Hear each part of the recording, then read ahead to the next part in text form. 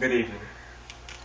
This is the 37th time I have spoken to you from this office, where so many decisions have been made that shape the history of this nation. Each time I have done so to discuss with you some matter I believe affected the national interest. In all the decisions I have made in my public life, I have always tried to do what was best for the nation.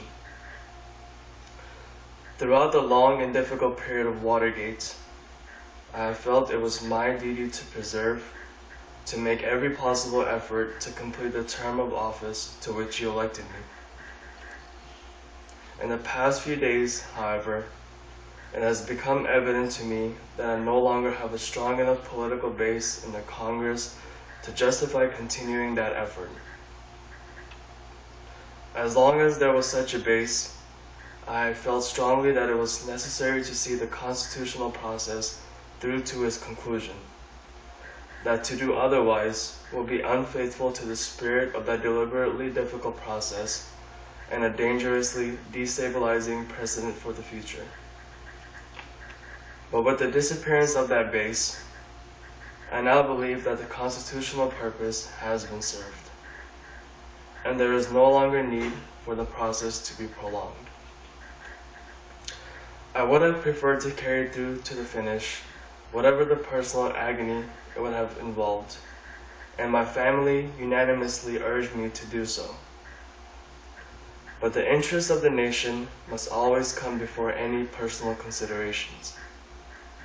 From the discussions I have had with congressional and other leaders, I have concluded that because of the Watergate matter, I might not have the support of the Congress that I would consider necessary to back the very difficult decisions and carry out the duties of this office in the way the interests of the nation will require.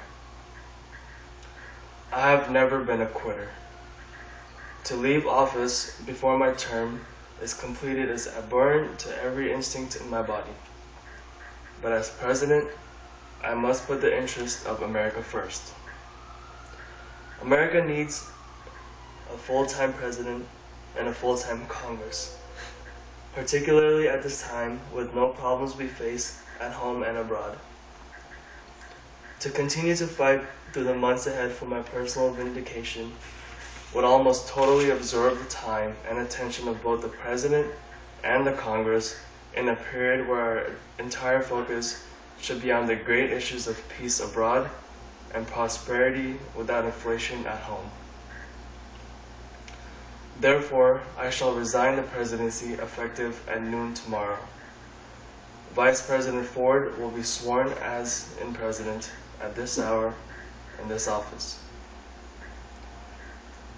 As I recall the high hopes for America with which we began the second term, I feel a great sadness that I will not be here in this office, working on your behalf to achieve those hopes in the next 2.5 years.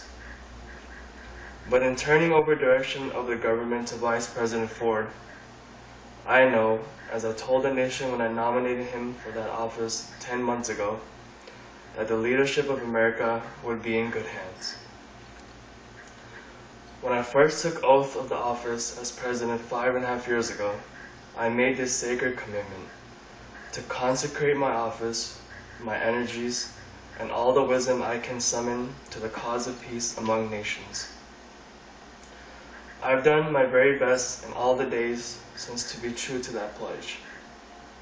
As a result of these efforts, I am confident that the world is in a safer place today, not only for the people of America, but for the people of all nations, and that all of our children have a better chance than before of living in peace rather than dying in war. This, more than anything, is what I hoped to achieve when I sought the presidency. This, more than anything, is what I hope will be my legacy to you, to our country, as I leave the presidency. To have served in this office is to have felt a very personal sense of kinship with each and every American. In leaving it, I do so with this prayer. May God's grace be with you in all of the days ahead. Thank you.